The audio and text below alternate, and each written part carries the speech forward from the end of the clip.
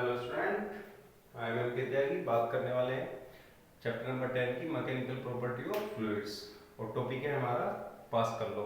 तो देखिए pascal law का स्टेटमेंट क्या है, क्या हमें पास्कल लॉ बताता है, पहले इसको समझते हैं फिर इसके स्टेटमेंट की बात करेंगे। ओके, तो देखिए, let it is a container which is filled by a liquid.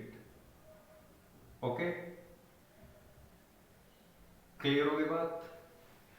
आगे देखिए पास्कल लॉ क्या कहता है, if A pressure exert in liquid, अगर मैं इस लिक्विड पर कोई प्रेशर अप्लाई करता हूं लाइक पी, देन ये जो मैंने प्रेशर एक पर्टिकुलर पॉइंट पर अप्लाई किया है, ये पूरा प्रेशर इक्वली ट्रांसमिट हो जाएगा पूरे लिक्विड में।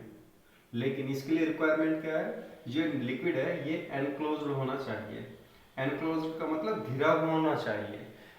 घिरा हुआ कैसे होगा, जब तुम इसको क्लोज कर दोगे। क्लियर है।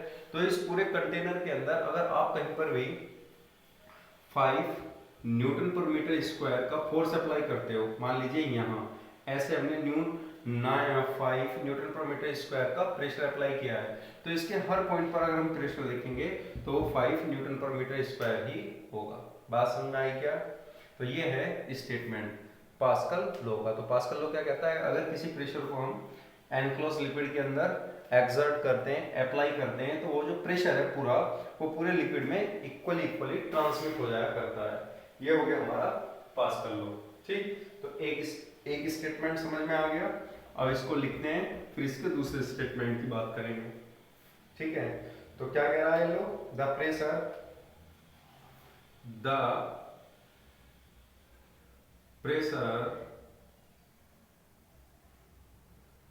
exerted at any point on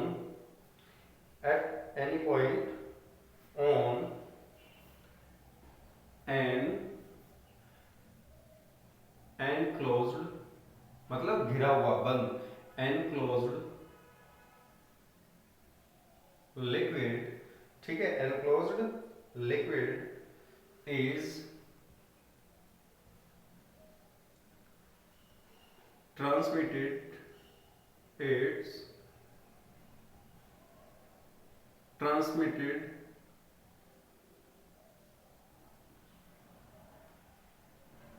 in all, it's transmitted in, ये ऐसे लिखो, in transmitted equally in all direction of liquid। In all liquid कह दो या इक्वली, ठीक है ना, इक्वली डायरेक्टेड इन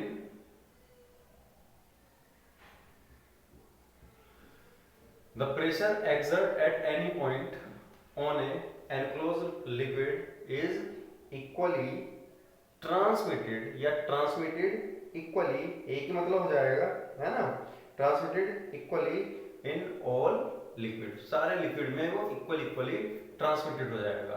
क्लियर हो गई। या ऐसे लिखो, इन ऑल डायरेक्शन ज्यादा बेहतर रहेगा, in all direction in liquid, ये और ज्यादा थोड़ा बेहतर हो जाएगा। तो ये हो गया हमारा फर्स्ट स्टेटमेंट पास्कल लॉ का। ठीक है, तो एक स्टेटमेंट तो ये हो गया जो मैंने तुम्हें अभी बताया, और इसका दूसरे स्टेटमेंट की बात करते हैं। देखो दूसरे स्टेटमेंट के अकॉर्डिंग कैसे समझ सकते हैं। अगेन हमारे पास एक कंटेनर हो गया, ये एनक्लोज्ड लिक्विड है।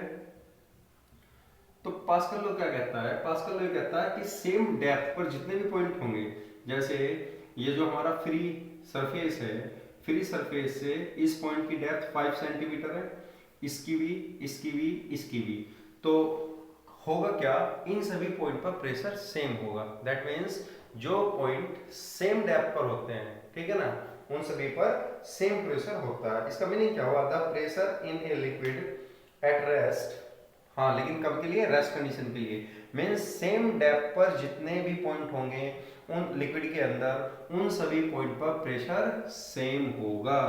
तो दूसरा स्टेटमेंट क्या बनता है भाई, दूसरा स्टेटमेंट बनता है the pressure in a liquid, the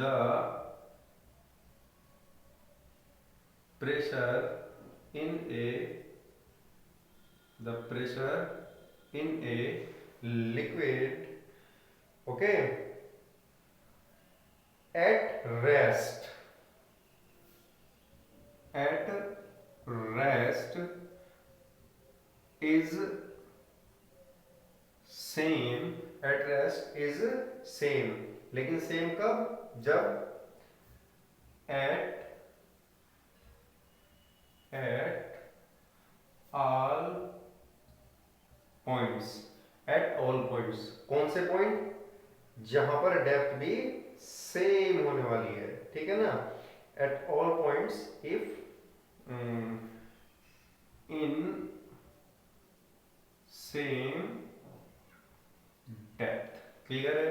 the pressure in a liquid at rest, rest condition की बात है पहले तो, is same at all points in same depth, clear, same depth पर प्रेशर सेम रहेगा, समझ में। जैसे मैंने बताया था, अगर हम इस फ्री सरफेस से यहाँ पर 10 सेंटीमीटर पर देखते हैं तो जितने भी 10 सेंटीमीटर पर पॉइंट हैं, यानी कि जिनके ऊपर वाटर कॉलम 10 सेंटीमीटर है, वहां पर प्रेशर सेम रहने वाला है। तो ये दो स्टेटमेंट हो गए आपके पास्कल लॉ के, बात समझ में आ गई। तो अपनी बातों को पास्कल लॉ इन दो तरीकों से एक्सप्लेन करता है। इतनी बात समझ में आई क्या। अब जैसे हम इसके किसी एक एप्लीकेशन की बात करते हैं, ये तो स्टेटमेंट हो गया। अब ऐसे ही हम किसी, चलो इसका स्क्रीनशॉट लो पहले तो एक बार,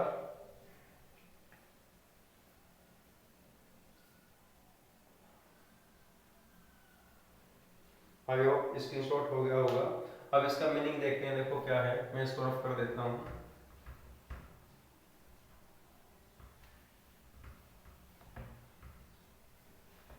अब देखिए इसका एप्लीकेशन भी पढ़ेंगे, इसके प्रूफ भी पढ़ेंगे। सॉरी ये थोड़ा गड़बड़ हो गया, हिल गया है बोर्ड, इसको एक बार मैं एडजस्ट कर लूँ, साफ करने के चक्कर में हो गया, ठीक है। तो क्या है, देखो क्या बताता है हमें तुम्हारा लॉ की, ये ट्यूब लेते हैं हम, क्लियर, ट्यूब ले लिए और मैं अलग अलग शेप में बनाता हूँ। देखो कुछ जैसे एक शेप मैंने ये बनाई, ठीक है, एक ये हो गया, एक शेप कुछ इस टाइप की हो गई, और एक ले लेते हैं हम कुछ इस टाइप की शेप, सुन रहे हो, और ये सब पानी से भरी हुई है ऐसे। तो कुल मिला के ये जो तुम नीचे देख रहे हो ना, एक मान लो ट्यूब टाइप की चीज है, और मैंने यहाँ से इसमें पानी डाल दिया, ठीक है, ये ट्यूब है ना, पानी डाल दिया और ऐसे भर जाएगा, ठीक है। अगर पानी देखो इस हाइट तक आया है तो सभी में इस हाइट तक आएगा, मानते हो इस बात को, तो नॉर्मल सी बात है, क्योंकि पानी सेम हाइट तक चलेगा ऐसे, ओके। और अब हमसे क्वेश्चन में पूछ लिया जाए, पॉइंट दे देते हैं कि भाई ये हो गया पॉइंट ए, इसके ठीक नीचे हो गया पॉइंट बी, इसके ठीक नीचे हो गया point C, and it is D. और हमसे क्वेश्चन किया जाए कि बताओ किस पॉइंट पर प्रेशर ज्यादा होगा।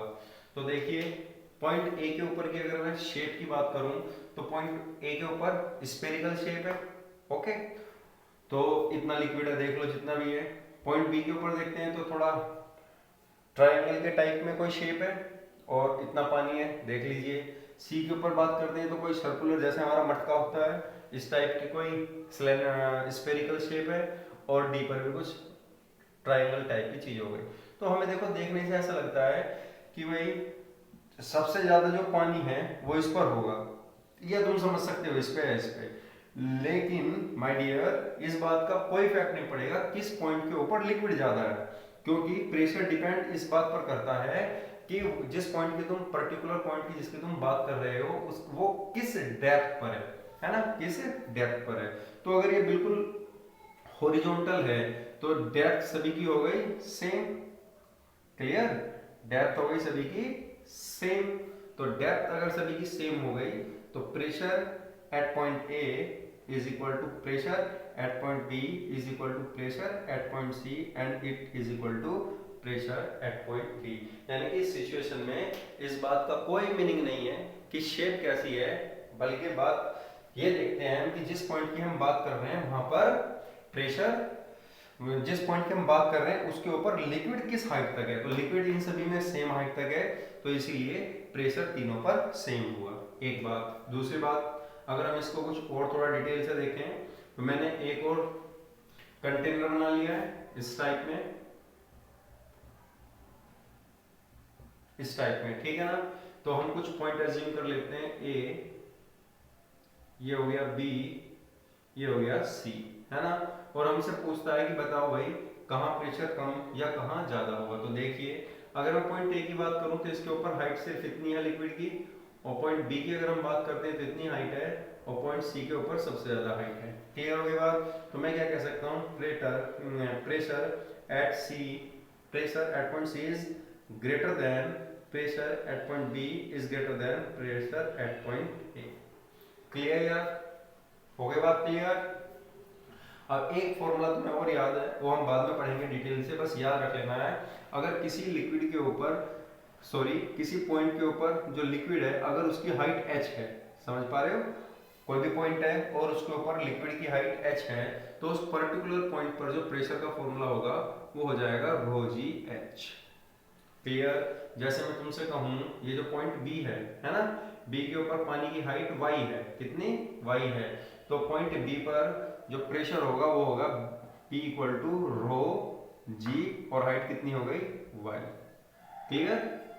जहां पर रो तो हो गई है डेंसिटी किसकी, लिक्विड की, ठीक है, तो रो हो गई डेंसिटी, जी ग्रेविटेशनल एक्सेलरेशन, और h हो गई height of liquid column on the given point.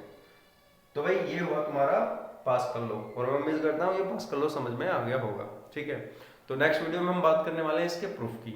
अभी तो हमने देखा है कि सेम डेप्थ पर प्रेशर सेम होता है, लेकिन नेक्स्ट वीडियो में इसको हम प्रूफ करेंगे। तो आज के लिए इतना ही काफी है, ओके।